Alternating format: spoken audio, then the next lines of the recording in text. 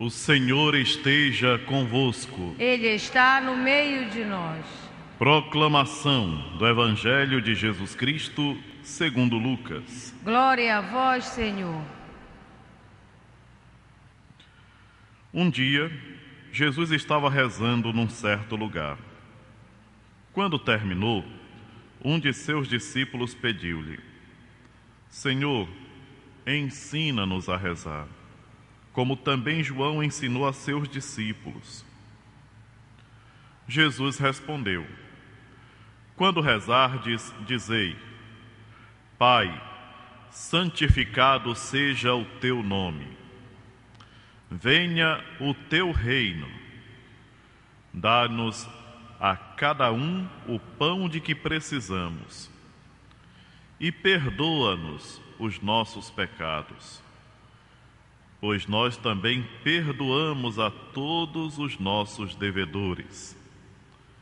E não nos deixes cair em tentação. Palavra da salvação. Glória a vós, Senhor. Pois bem, queridos irmãos e irmãs, a palavra de Deus hoje, nesse pequeno trecho do Evangelho de Lucas, nos chama a refletir sobre essa oração tão especial que jamais deve tornar-se em nossa vida uma rotina. O Pai Nosso é um programa de vida para o cristão. Pai, santificado seja o teu nome. O Senhor é santo e Ele é reconhecido cada vez mais em sua grandeza à medida que nos aproximamos dEle. O meu caminhar para Deus faz que eu descubra a cada dia o quanto Ele é santo, o quanto é maravilhoso estar próximo dEle. Nós temos em nosso ser uma necessidade imensa de Deus. Nós precisamos dEle. Como diz o salmista, a minha alma tem sede de Deus e deseja o Deus vivo. É por isso que quando Jesus responde àquele pedido dos seus apóstolos, seus discípulos, de ensinar-lhes a rezar, ele começa com essa frase: Pai, seja santificado o teu nome. Durante esses dias em que nós comemoramos Nossa Senhora de Nazaré, cada celebração, cada procissão, cada momento de fé é uma maneira de mostrarmos para o mundo o quanto é grande o nome do Senhor, o quanto o Senhor é santo e o quanto nós devemos valorizar a sua santidade. É uma santidade imensa. Ele é o único santo. Os demais são porque participam da sua santidade. Pois bem, meus irmãos e minhas irmãs, nessa perspectiva bonita de oração, o Senhor depois faz com que nós meditemos sobre tudo aquilo que existe. Dai-nos a cada dia o pão de que precisamos.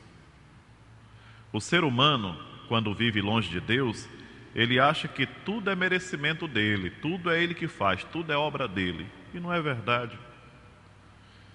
Tudo o que acontece no mundo é por vontade de Deus. Deus é a força gigantesca que comanda o universo. E o pão que nós temos cada dia é dom de Deus também.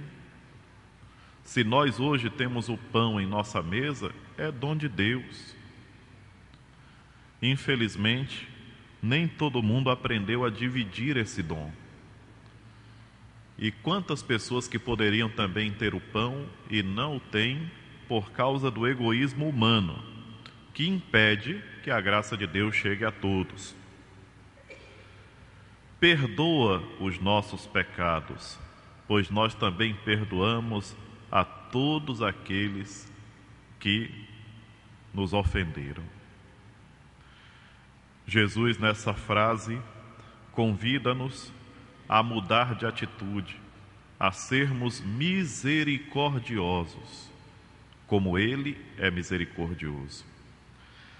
Meus irmãos e minhas irmãs, a impressão que eu tenho é que hoje uma boa parte dos cristãos não compreendem ou não querem compreender que ser cristão significa viver aquilo que Jesus ensinou.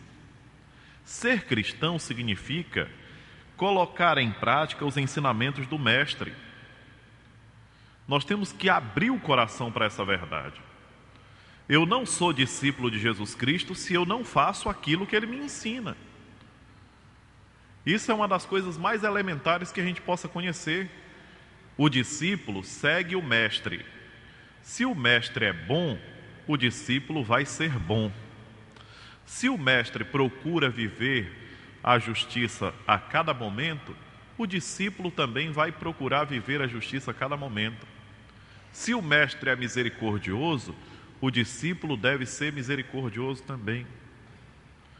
Pois bem, meus irmãos e minhas irmãs, paremos para refletir sobre isso. Todos nós, padres e vocês, meus irmãos batizados, fiéis a Deus, vamos refletir sobre isso. A importância de viver o ensinamento de nosso Senhor Jesus Cristo.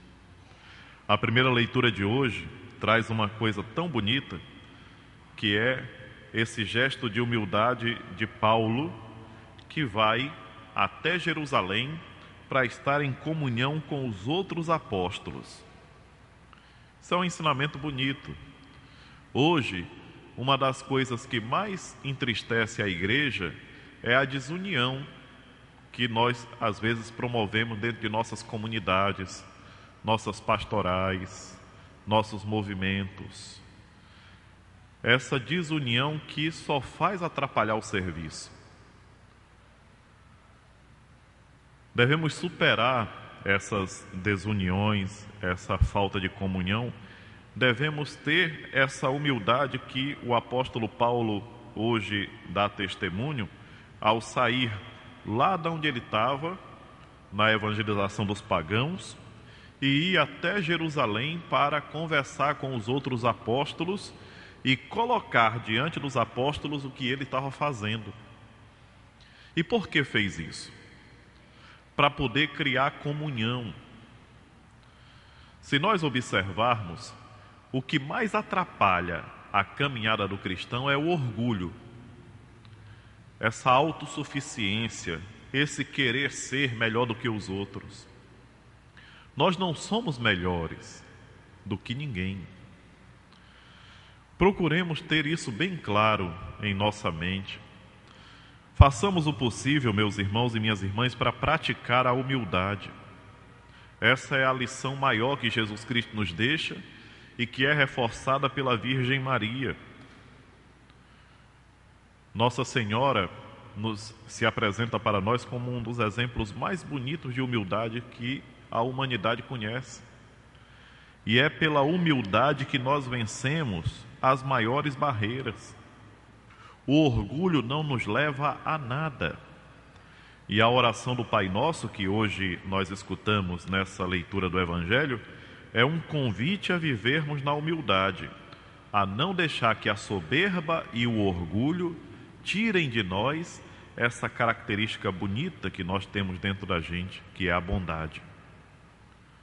Meus irmãos e minhas irmãs, vamos refletir sobre isso. Deixemos que a palavra de Deus entre em nossa vida. Eu acredito que hoje, mais do que nunca, nós precisamos estar atentos à palavra de Deus.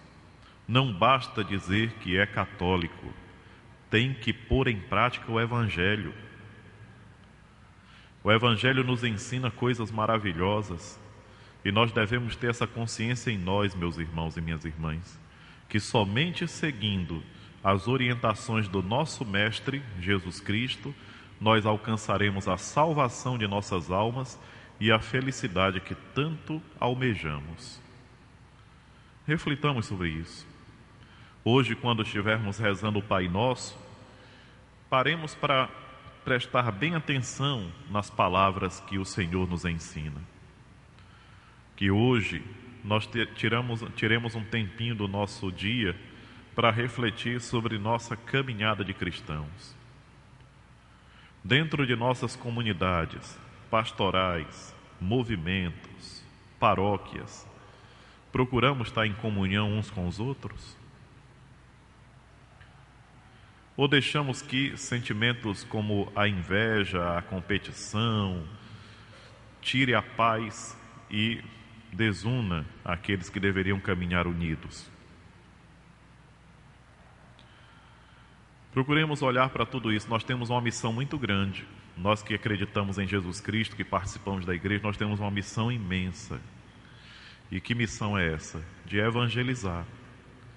Eu imagino quantas pessoas foram evangelizadas nesses dias de peregrinação em preparação ao Círio. Mas esse processo não pode parar. Não é da vontade da igreja que esse processo pare. Nós devemos estar evangelizando sempre, aonde estivermos. Quando a gente entra no hospital para visitar uma pessoa querida, não custa nada falar com os outros que estão ali. Quando a gente está em um local onde a gente percebe que alguém está perdendo a paciência ou deixando os princípios, os valores cristãos, não custa nada a gente proclamar o Evangelho ali. Quando nós estamos no nosso ambiente de trabalho, ao invés de perder tempo com tantas conversas fúteis, por que não proclamar o Evangelho? Pensemos sobre essas coisas, meus irmãos e minhas irmãs, e deixemos que a palavra de Deus modele nossas vidas, para que sejamos de fato seguidores de nosso Senhor Jesus Cristo. Seja louvado nosso Senhor Jesus Cristo. Para sempre seja louvado.